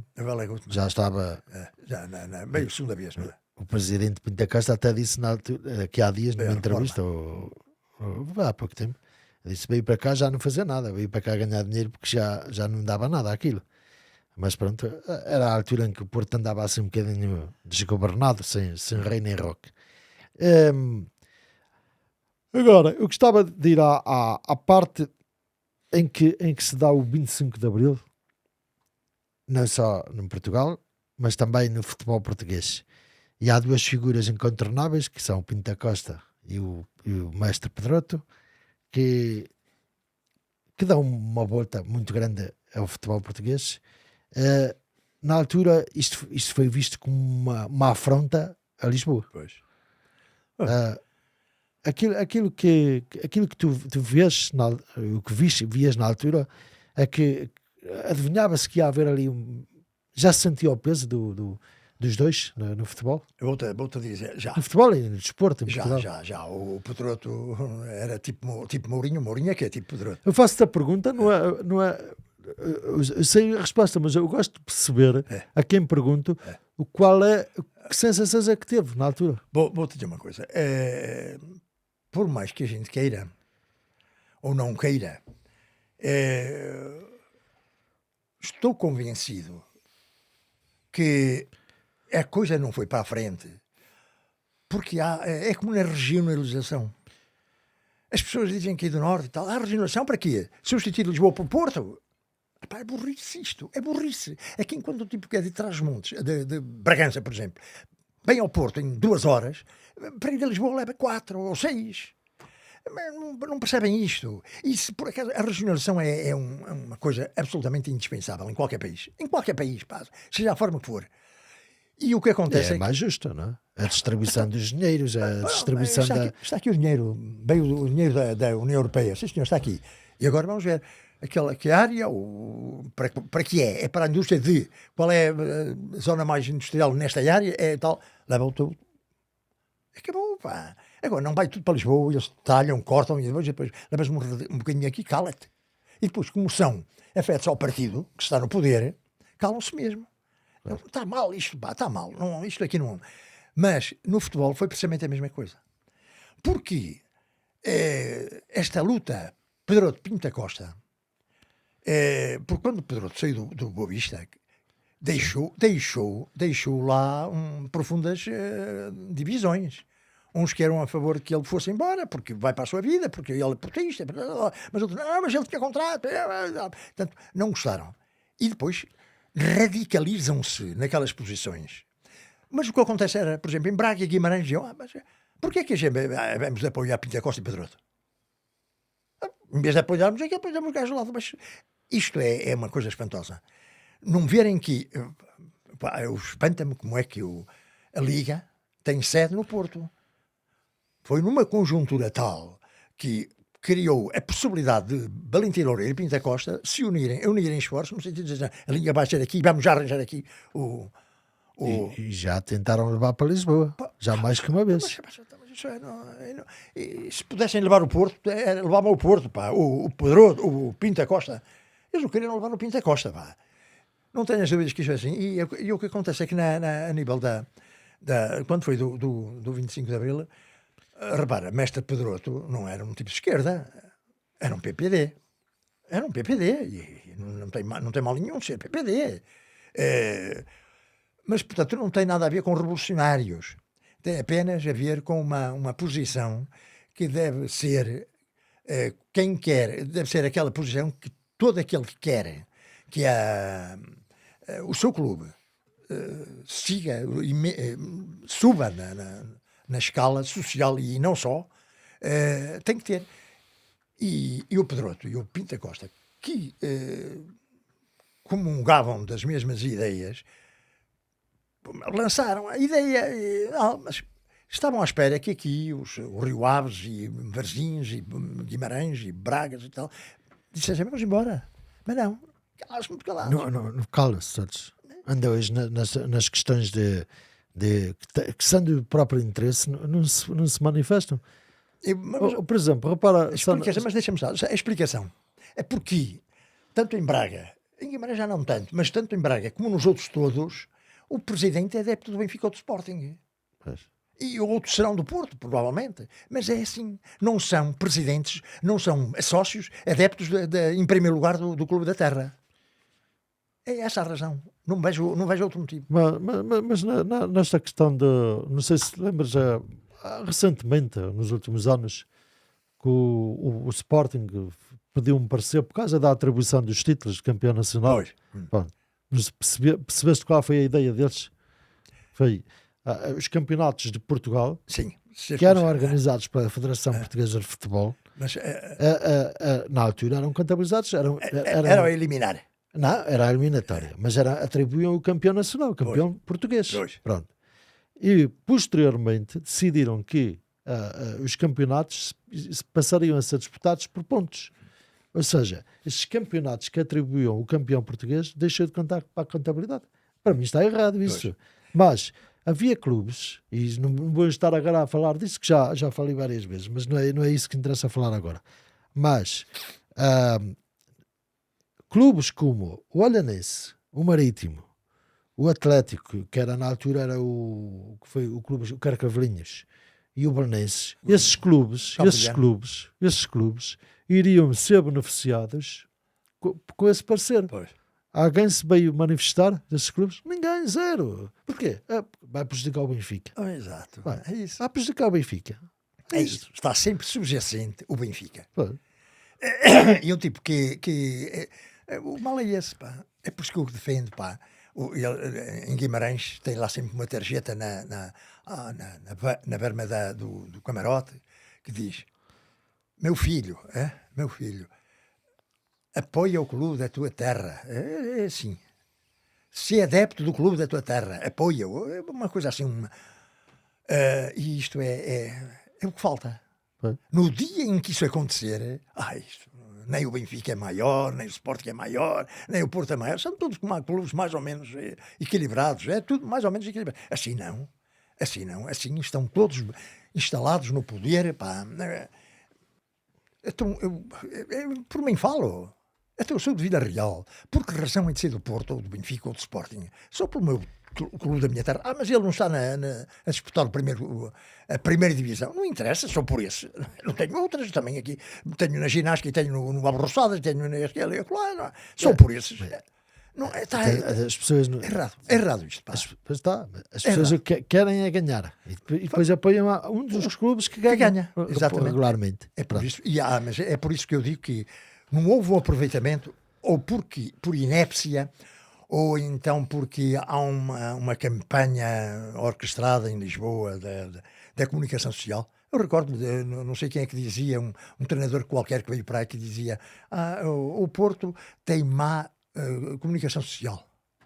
Tem má comunicação social. O que é isso? Pá? Tem maus jornalistas. O que é isso? Pá? Não são. Os jornalistas é que são maus. Não aderem a este ou aquilo, apoiam aquele ou aquele outro, de uma forma sem motivo nenhum, que não seja o clubismo agudo. Não. Nesta questão, palavra de ordem, eu digo muitas vezes, às vezes em conversas, assim, por que razão é que o Porto foi campeão europeu 2 vezes como o Benfica? O Porto foi campeão mundial 2 vezes como não foi o Benfica. O Porto foi campeão... 2 da Taça Liga Europa, 2 vezes... Mais nenhum clube português conseguiu. Pronto, mas depois, sim, aí dizem-me, tem má comunicação. Pois tem, mas a culpa é do Porto ou é da comunicação social? Pois, é de quem a controla, até porque Até porque é muito simples. Quando foram conhecidos os e-mails, veio muita coisa cá para fora de como é que eles controlam tudo, não é? Inclusive a comunicação social. Repara, há uma coisa aqui que eu te queria mostrar, que é, isto foi retirado de um PowerPoint do Benfica. Isto foi bem nos e-mails. E qual era as prioridades da ação? Era reforçar a linha editorial de opinadores dentro e fora do universo do Benfica, não é? Base de dados com o levantamento de sócios adeptos com destaque e relevância. Levantamento topográfico de composição das várias federações. Ofertas personalizadas de viagens com a equipa e tal, a juízes, deputados, políticas e autarcas. Maior capacidade de influência na Associação de Futebol de Lisboa e nos clubes da capital. Colocar treinadores de formação na Federação Portuguesa de Futebol. Emprestar jogadores, impondo treinadores. Quer dizer, eles controlam tudo e mais alguma coisa. Isto é um plano estratégico que eles tinham supostamente, com a intenção. E começou a ser levado para a frente isto, não é? Agora, a questão é que, será que isto acabou?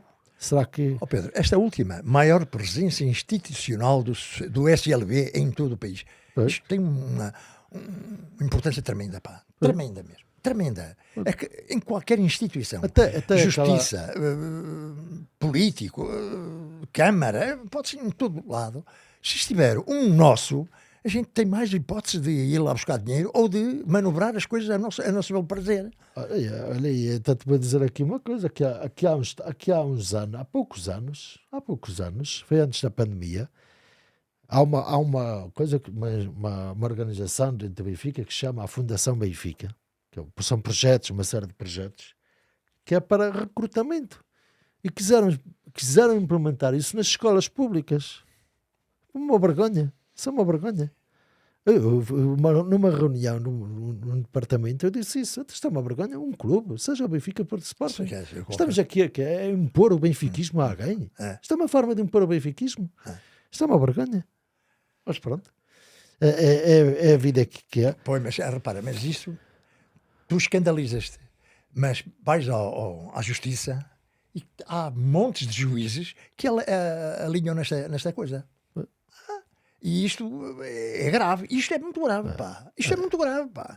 Isto é um ponto, um pequeno passo da ditadura. É um pequeno passo da ditadura. Quem é do Benfica muito bem, quem não é antigamente os judeus. Os católicos diziam, não, os judeus não podem estar aqui. E matavam-nos, e acabavam, e punham-os, expulsavam-nos. Pronto, e isto não está bem, pá. Para ser democracia temos de aceitar todos, e acabou. E depois quem tem unhas é que toca a guitarra, não é da forma como se está a fazer. Impor aqui, ou ali, ou acolá. Não, lugares Por exemplo, repara, quem é que... Às vezes eu digo para mim, cara, como é que eu estou a dar ouvidos a esta gente? Basta à CNN, está lá um tipo que foi... Eu não sei como é o nome dele, nem me quero saber. Foi... diretor da comunicação social do Benfica. Vira o microfone para tu. Virou para ele, com certeza virou-se para acabaram com aquilo ali, ou substituíram-no, e disse, mas para ali, que tu vais para um lugar porreiro e tal. Então vai para a CNN, está lá, e fala como se não fosse benfiquista. É o caso do Brás. Sim. O Brás andou aí... Era das Juventus.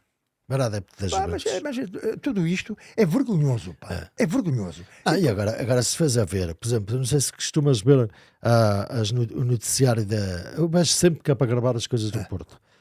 Da Sport TV à noite, as últimas notícias, porque todos os dias dão as últimas notícias. Às vezes não noticiam nada, é rumores, e este está interessado naquilo, não tens à procura de notícias. Mas um dia por semana está lá um comentador. Todos eles são afetos ao Benfica. Porque está-se a falar do Porto, o Porto, e eles vão sempre buscar alguma coisa do Benfica. Logo, é uma comparação. E depois, por exemplo, quando foi aquela questão, o Otávio foi eleito o melhor jogador da Liga, ouvi nessa noite o Aursnes, como é que ele se chama? O norueguês.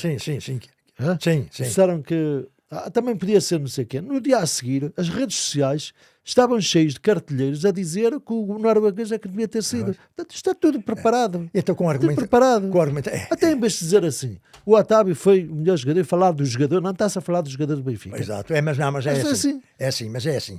E depois, então, por exemplo, mesmo onde está aquele Barbosa da Cruz, aquele Sportingista, rilhado, pá, coitado. No lugar dele, algum dia me faz figuras tristes, faz. Tristes, pá, eu não vejo esses programas, mas bem, chega às redes sociais. Está lá a encarnação, que é um mês. É um mês. Não, tem uma preocupação. Não quer fazer a figura que faz o Carlos Barbosa da Cruz ou o outro que está lá, que agora é o Figueiredo. Não quer ser diferente. Quer ser diferente. E diz mal deste ou daquele do Porto. Percebeste? Porque e os outros não dizem mal do Benfica e do Sporting. Nada. Por contrário, defendem. Não pode ser, pá. Isto não é miserável. Mas atualmente é assim. O Benfica, além de falarmos... Nunca esteve tão mal isto. Sistema judicial, sistema político da comunicação social. A comunicação social é um peso muito grande. Faz. E depois há outra coisa que está aí, opinião. Já está a emergir há muito tempo, que são as redes sociais. As redes sociais estão a ter uma força tremenda na população, na sociedade. E isto tem sido terrível. Eu agora, antes de terminarmos, já estamos quase com 1h30 de conversa e há muita coisa aqui para falarmos. Fala um bocadinho do que foi o reinado do Pinto da Costa, reinado entre aspas, não é?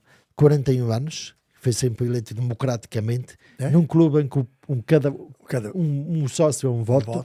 Não é noutros clubes que valem 10 e 15 e 40 votos. Um sócio é um voto, sócio com cotas pagas. A obra que este senhor deixa e o que é que pode ser o pós-Pinto da Costa? Tenho sérias reservas. Podemos ter muita sorte, mas tenho sérias reservas quanto a isso, sabes? Ainda hoje li que o Lobo, que também já é candidato à presidência, o Rui Lobo, não é? Como é que ele chama? O Lobo? Nuno Lobo. Nuno Lobo. Sim, era da claque. Já disse que vai se candidatar em 2024 e já atacou o Vilas Boas, dizendo, bem, regressa à tua cadeira de sonho.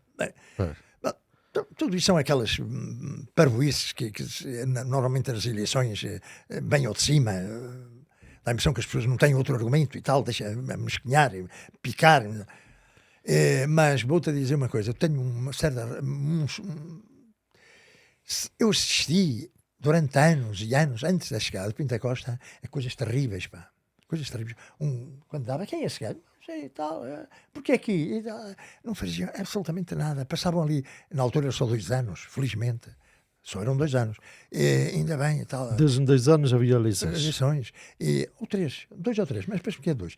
E recordo-me do Nascimento Cordeiro, eu lembro-me de outros mais, pá, que passaram, é como se passasse uma esponja e ficou tudo limpo, já não está nada, não deixaram uma obra que fosse. Pinto da Costa, porque deu com o Pedroto, que era um predestinado, quer queiramos que não, o Pedroto é um predestinado. Tinha os seus defeitos, como toda a gente tem, como todos temos, mas era um predestinado para o futebol. E tenho pena que hoje não houvesse um... Olha, devo dizer uma coisa, eu votava de caras num Sérgio Conceição para presidente de Porto. Já falei nisso com alguns portistas sobre essa situação. Não é que não tenho dúvidas, eu de caras apoiava o Sérgio Conceição porque sabia de antemão que aquilo ia naquela linha e não fugia para ali ou para lá, era direitinho por ali para fora. E lutava até... O Porto precisa de pessoas assim. Exatamente, e é isso que eu não conheço o Nuno Lobo, eu não conheço parte nenhuma, né? O Vilas Boas conheço, como foi treinador e tal, mas foi um tipo que teve sorte, apanhou, e não quer dizer que ele não tenha valor, mas sem sorte ninguém ganha campeonatos. E aquele pingo de sorte que... E o que acontece aqui, quem virá? O Rui Rio. Não, o Fernando Rio. É um verbo de encher. Não, gosta de dar. Aqueles que poderiam, eventualmente, dar-lhe alguma credibilidade seria um Rui Moreira.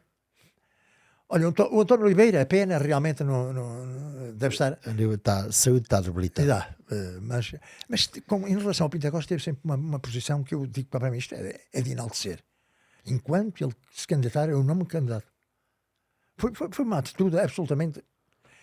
Mas veja aí, mas para mim, primeiro de tudo, devia ser o Sérgio Conceição. Para a sua postura, pá, aquilo não dobra, aquilo não. E foi o que fez o Pinto Costa em relação a Lisboa. Porque se por acaso vem outro gajo qualquer, é um Sá, um Américo Sá, vende-se, é deputado e tal, mas os de lá baixo, faz, e lá vai, e lá cede, não pode, pá. Não, na altura o Américo Sá tinha interesse em Lisboa, era deputado da Assembleia da República, tinha as suas relações que não queria ferir suscetibilidades e depois ia prejudicar o Porto. Exatamente, mas isto não pode. Não pode servir-se disso, pá. A função dele não se compadece com o comportamento que ele possa ter em Lisboa como deputado. Portanto, só tinha que demitir-se e acabava. Ou de um lado ou do outro.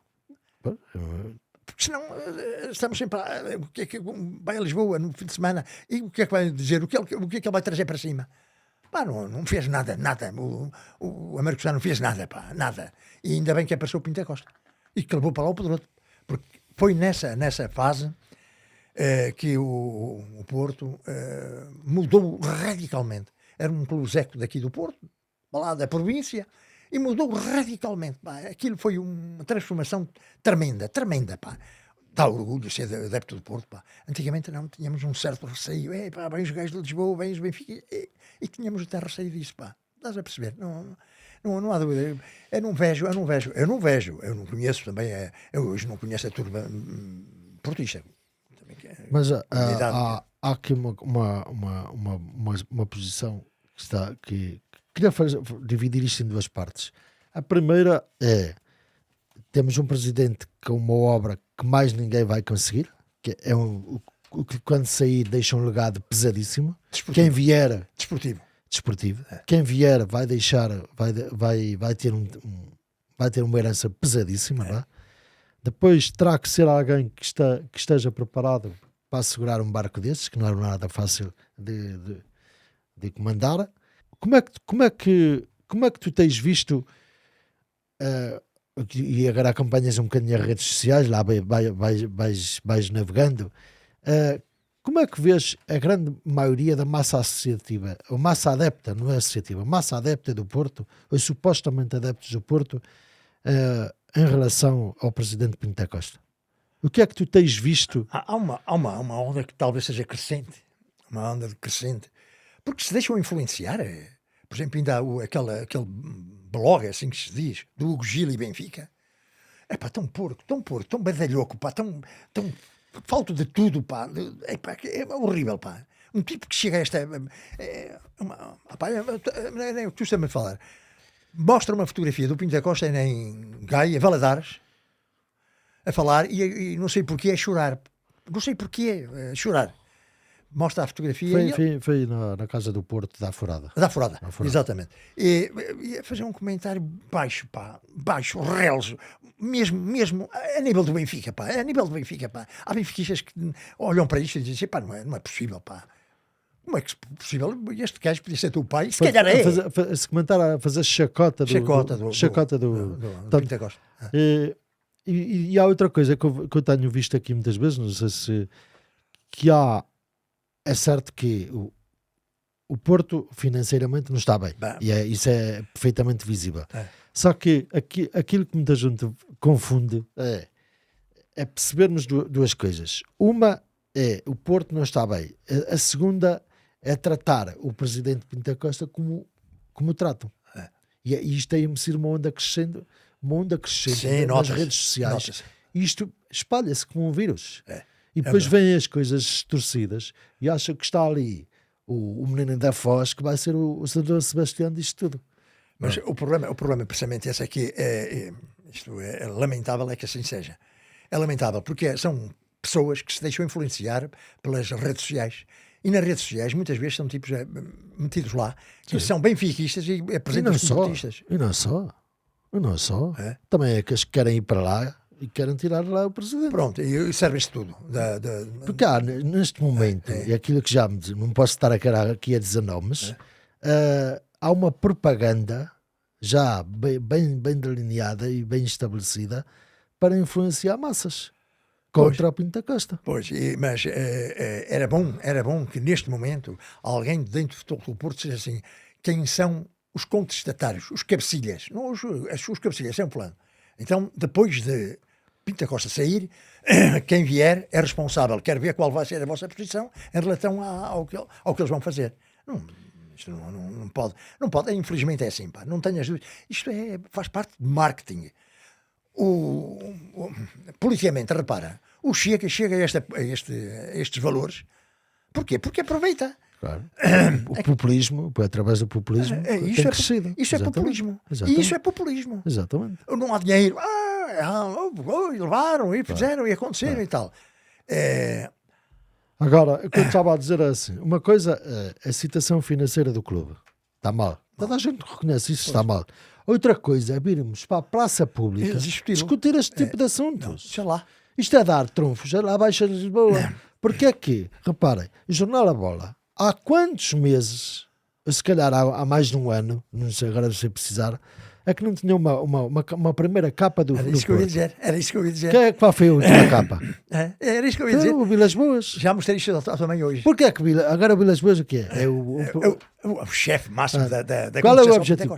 Isto só quer dizer uma coisa, que o Pinto da Costa ainda incomoda muita gente. Bom, eu não tenho as dúvidas. O problema é esse. E o burro o burro das redes sociais, que se diz adepto do Porto, vai atrás disso. Mas o cabecilha, que é o Vilas Boas, sabia perfeitamente, porque ele não é burro, já tem experiência. Mas aí é que está. E ele, achas que isto foi inocente, estas declarações? Nada. Isto é tudo estratégico. É por isso que eu digo. É a propaganda que está aí. Exatamente. Mas isto é péssimo, pá. Isto é péssimo. E qualquer portista de olhos abertos, olha, vou-te dizer uma coisa.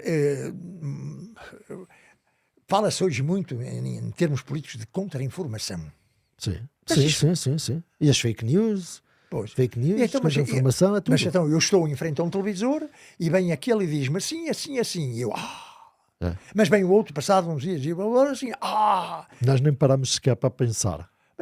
Raciocinar, refletir e dizer assim, qual é a lógica disto? Qual é a lógica e o que é que eles pretendem? O que é que está por trás? Eu tenho visto, aqui, a nível da guerra da Ucrânia, os pivôs dos programas que foram manipulados para dizer são contra, e acabou sem argumentos nem nada. Eu vejo, por exemplo, os militares, os generais, majores generais, 2 ou 3, a dizer, não, isto não pode ser visto dessa forma, pá. Isto é uma contra-informação, isto me lançam cá para fora notícias com um objetivo, mas notícias que são falsas. É preciso a gente estar atento, porque senão no caso do Vilas Boas foi de uma infantilidade, claro. Infantilidade ou então uma pior. Aquilo há uma intenção, claro. Então pior. Isso para mim Então, aliás, há uma parte em que ele mete aí os microfones na frente, aparecem os jornalistas todos, mas porquê que aparecem lá todos? É porque foram convocados. Depois ele vai dar uma palestra, não é? Um auditório qualquer, que eu não sei agora onde é que foi, vai ao auditório e diz o que diz. Portanto, o que disse não foi da boca para fora, que estava pensado. É o que toda a gente diz, é o encantador de serpentes, exatamente. É o vendedor de sonhos.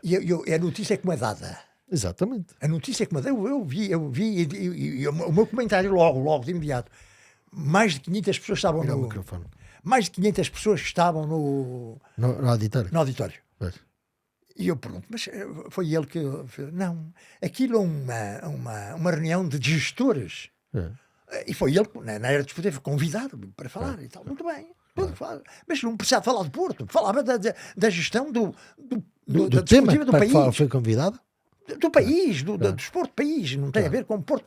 Ainda bem que ele não é do Foz. Mas não estamos perdidos. Estamos a ver... Isto é que está mal. A notícia é dada e mais de 500 pessoas estão lá. Dá a impressão que eram 500 portistas de apoio. O timing disto, nesta fase. Porque todo este mês foi o Porto tem que vender até 30 de junho. O Porto tem que vender porque vai entrar em cumprimento. Vai não sei o quê, não sei o que mais. Afinal não será bem assim. Não. É certo também dentro do clube também houve coisas malditas e mal feitas. Mas pronto. Há coisas que não se discutem cá fora. Acabou. É, Isto é para. Estamos a dar trunfos a Lisboa. Exatamente.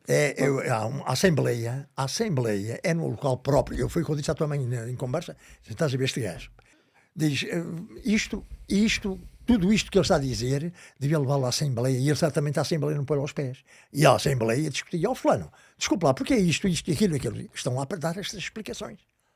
Sim. Agora, não vai e depois faz comentários sem saber de onde vem a informação. Está errado, pá. É um erro crasso. Lá, eu digo-te mais. Uma Assembleia tem... repara, mas é todos os clubes, é assim. Vai-se uma Assembleia dessas, só se for de votos. Mas se for uma Assembleia para discutir os assuntos internos e tal, está lá meia dúzia de gatos pingados. Claro. Vê-se a bancada da luz muitas vezes e tal, tudo vazio. E digo, cara, onde é que estão os milhões, os milhões e milhões? Não põem lá os pés, não querem saber disso. Não querem saber, querem lá saber.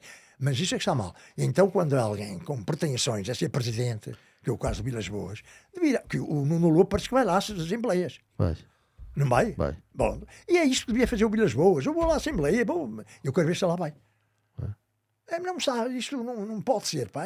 As pessoas têm de entender que as coisas não podem ser desta forma. Deixa-me só dizer-te uma coisa. Contar-te uma história engraçada.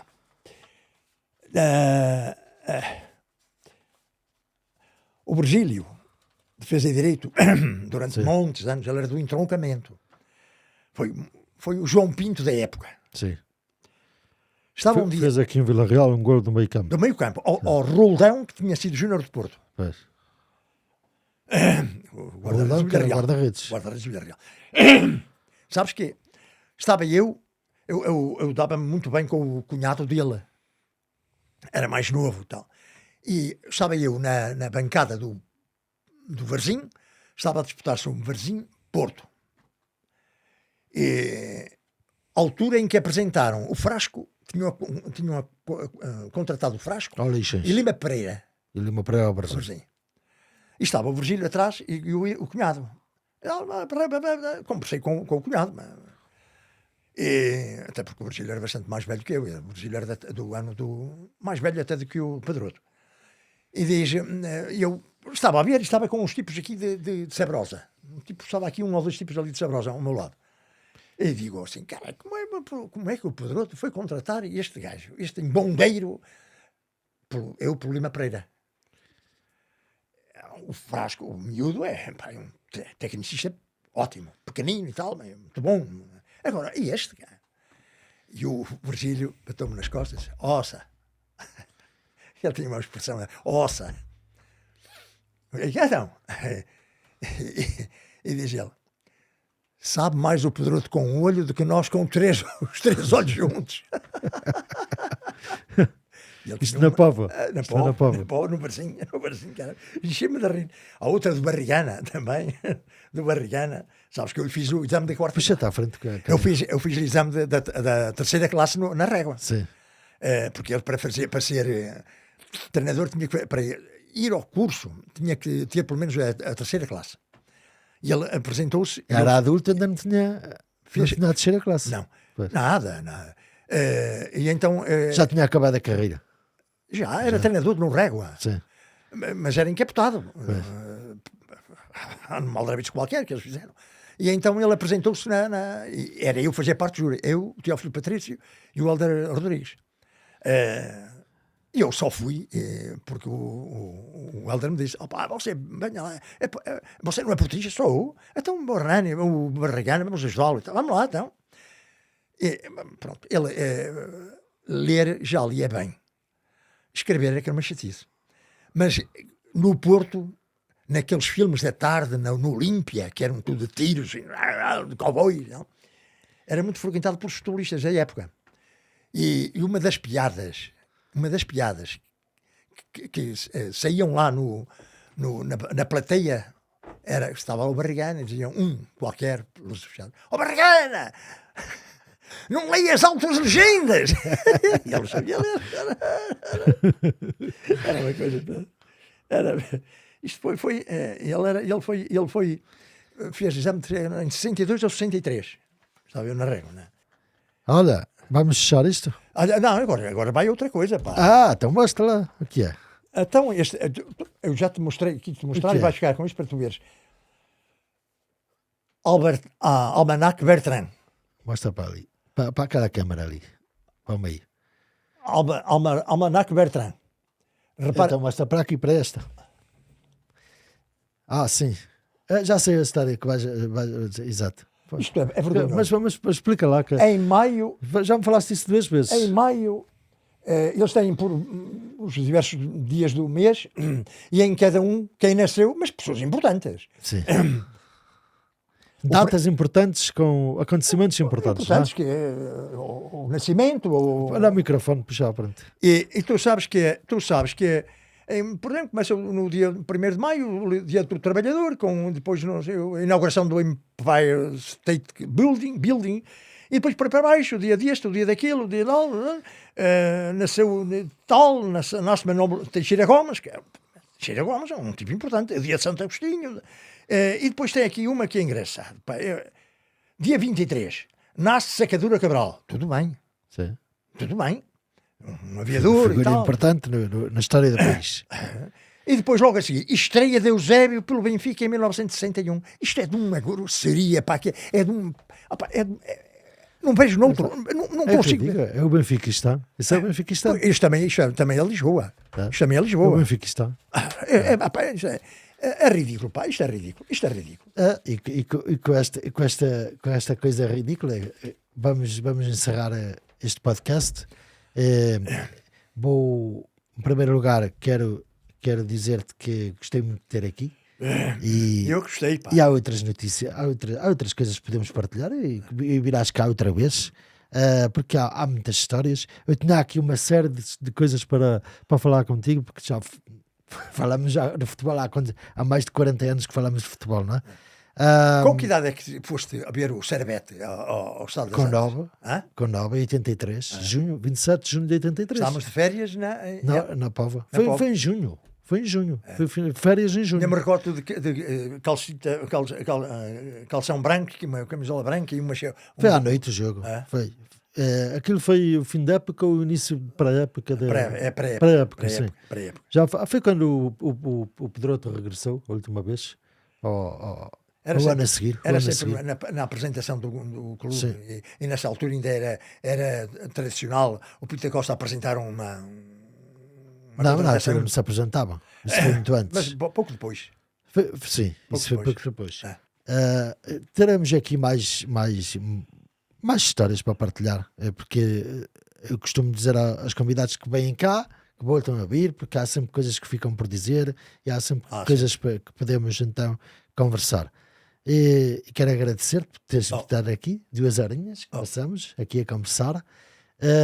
Vou fechar para aquela câmara dizendo que isto foi um podcast, o último podcast desta temporada, tal como disse no início desta entrevista, e para a semana vai iniciar-se então a nova temporada do canal, onde vou estar em direto numa live stream para falar convosco, para delinearmos as linhas orientadoras dos projetos que vêm aí, mas também para falarmos um bocadinho do que vai ser, a projetar um bocadinho do que vai ser a temporada do Futebol Clube do Porto 2023-24. Posto isto, então vou fechar e vamos dar para a câmara do meio e vamos dizer aí um adeus. Até à próxima. Até à próxima. Está feito.